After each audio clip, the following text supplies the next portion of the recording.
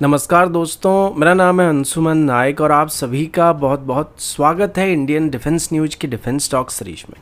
जहां पर हम रोज़ नए नए डिफेंस अपडेट्स के बारे में बात करते हैं। तो चलिए देर ना करते हुए आज की वीडियो शुरू करते हैं।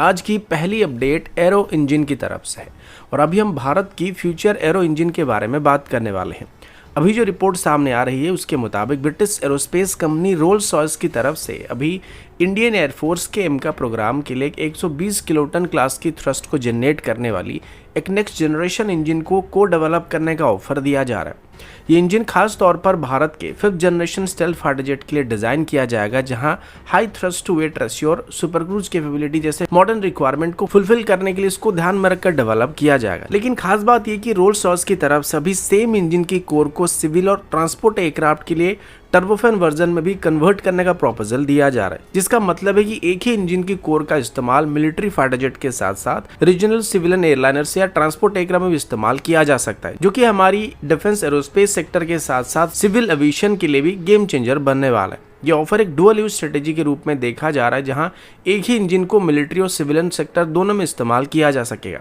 रोल्स रॉयस का कहना है कि इसकी आफ्टर बर्निंग वेरिएंट, जो कि मेनली एमका के लिए डेवलप किया जाने वाला है, इसका थ्रस्ट आउटपुट 120 किलोटन के आसपास होने वाला है। लेकिन इसकी टर्बोफैन वेरिएंट की बात करें तो इनका आउटपुट 140 किलोटन से लेकर 280 किलोटन तक इंक्रीज किया जा सकता है, जिनको स्पेशली ट्रांसपोर्ट एयरक्राफ्ट में इस्तेमाल किया जाएगा। इसके अलावा रोल्स रॉयस की तरफ से इंजन की टेक्नोलॉजी को भी भारत के साथ शेयर करने का प्रपोजल दिया जा रहा है, लेकिन अभी तक कॉस्ट शेयरिंग और इंटेलेक्चुअल प्रॉपर्टी राइट के बारे में डिटेल डिस्कशन होना बाकी है। और फिलहाल भारत को अभी तक एरो इंजन को डेवलप करने के लिए जितने भी ऑफर दिए गए थे, ये उन सभी के मुकाबले काफी अलग लग रहा है, क्योंकि ये इंजन एक मल्टीपर्पज इंजन होने वाला है, जहां पर एक ही इंजन को हम फाइटर जेट से लेके मिलिट्री ट्रांसपोर्ट एयरक्राफ्ट तक सभी में इस्तेमाल कर सकते हैं।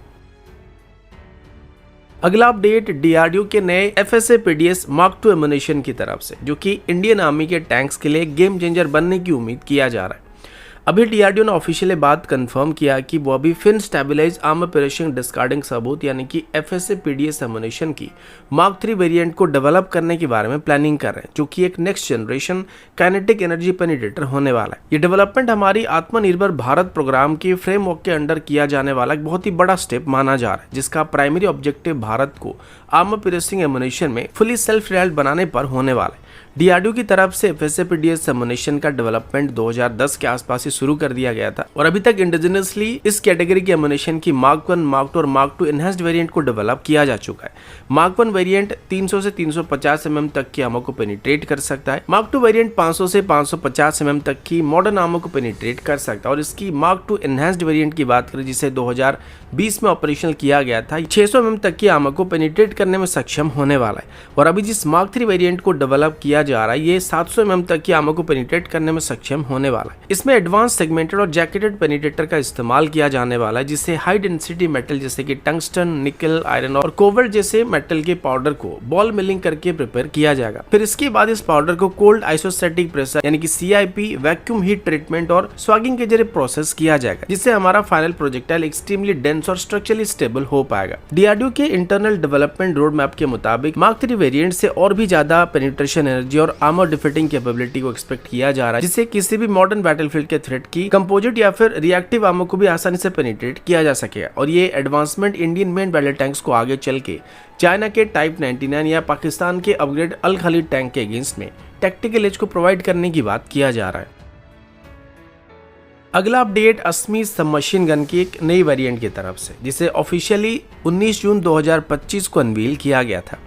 ये नया वेरिएंट अस्मी पिस्टल का एक 9 इंच बैरल वाला वर्जन होने वाला है, जो कि भारत की स्मॉल आर्म डेवलपमेंट में एक और बड़ा इंडिजिनस माइलस्टोन माना जा रहा है। अस्मी का मतलब होता है प्राइड, सेल्फ रेस्पेक्ट या हार्डवर्क, और इस वजह से ये वेपन भी भारत की सेल्फ रिलायंस डिफेंस गोल का एक परफेक्ट एग्जाम्पल होने वाला है। इस प्रोजेक्ट को इंडियन आर्मी के कर्नल प्रसाद बंसूद के द्वारा लीड किया गया था। साथ ही इस डेवलपमेंट में डीआरडीओ की LRD लैब की तरफ से और प्राइवेट सेक्टर पार्टनर जैसे कि लोकेश मशीन लिमिटेड की तरफ से भी काफी इंपॉर्टेंट रोल को प्ले किया गया था। अस्मी के अभी के जो वेरिएंट है उसमें 6.5 इंच से लेके 7.2 इंच तक की बैरल का इस्तेमाल किया जाता है, जो कि साइज में कॉम्पैक्ट और इजी टू ऑपरेट होते हैं। लेकिन नया वेरिएंट 9 इंच बैरल के साथ आने वाला है, जो ज्यादा मजल वेलोसिटी और एक्यूरेसी प्रोवाइड करने की उम्मीद किया जा रहा है। इस छोटी सी अपग्रेड के साथ अभी एक क्लोज क्वार्टर बैटल में और अर्बन ऑपरेशन के लिए और भी ज्यादा इफेक्टिव होने की बात किया जा रहा है और स्लाइटली लॉन्गर रेंज एंगेजमेंट को भी प्रोवाइड करने के साथ साथ बेहतर प्रिसिशन को मेंटेन करने वाला है। इसके अलावा इसका वजन भी लगभग 2.4 kg के आसपास ही रहने वाला है, जो कि सेम स्टैंडर्ड की इंपोर्टेड उजी सीरीज के मुकाबले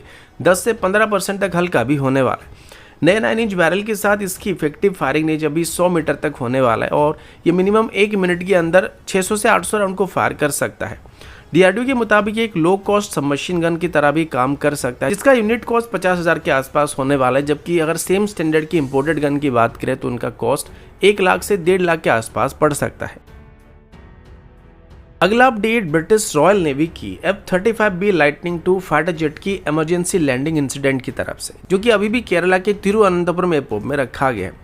ये इंसिडेंट 14 जून 2025 को हुआ था, जब यूके की एक F-35B फाइटर जेट लो फ्यूल के कारण भारत में इमरजेंसी करने का परमिशन मांग रहा था और अंत में इसे तिरुवनंतपुरम एयरपोर्ट पर लैंड करने के लिए क्लियरेंस दिया गया था। लेकिन मुद्दे की बात यह कि अगर इस जेट ने फ्यूल कम होने की वजह से भारत में लैंड करने का परमिशन मांगा था, तो 6 दिन के बाद भी ये एयरक्राफ्ट भारत में क्यों रुका हुआ है?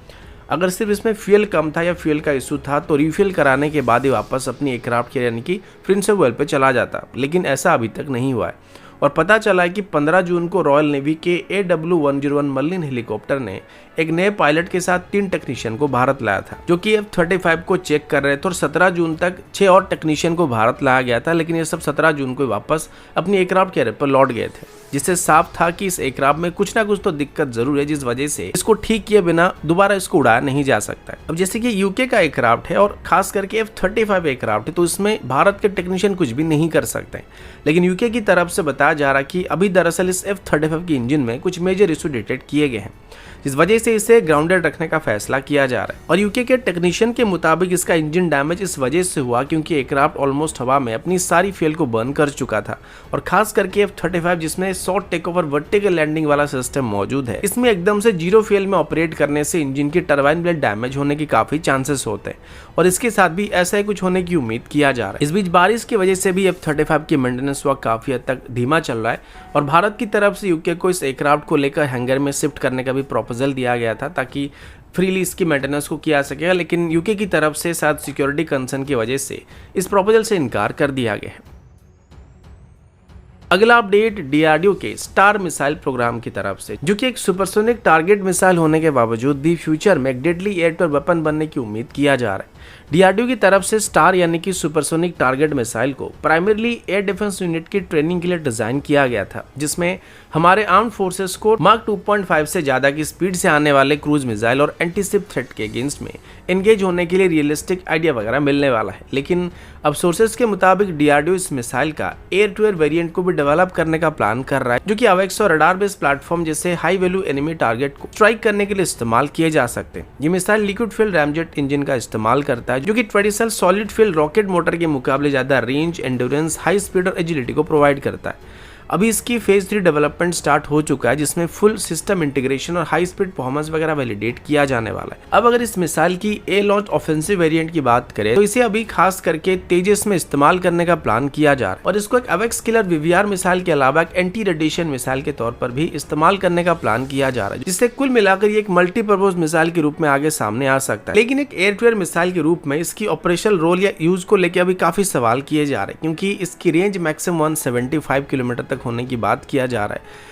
और जैसे कि भारत पहले से अस्त्र मार्क 2 और मार्क 3 जैसे मिसाइल को डेवलप कर रहा है, जिसमें से अस्त्र mark 3 solid fuel ducted ramjet motor पर बेस्ड होने वाला है, जिनका रेंज भी इससे काफी बेहतर होने वाला है, तो सेम रोल के लिए इसका इस्तेमाल करने का कोई तुक भी नहीं बन रहा है। लेकिन एक रियलिस्टिक टारगेट के तौर पर ये काफी प्रॉमिसिंग सिस्टम होने वाला है, जो कि हमको एक्यूरेटली दुश्मन की सुपरसोनिक टारगेट और न्यूट्रलाइज करने में हमारी एयर डिफेंस सिस्टम को ट्रेनिंग करने के लिए मदद करने वाला है। तो दोस्तों अभी के लिए इतना ही, मिलता हूँ आपसे अगले वीडियो में, तब तक के लिए जय हिंद, वंदे मातरम।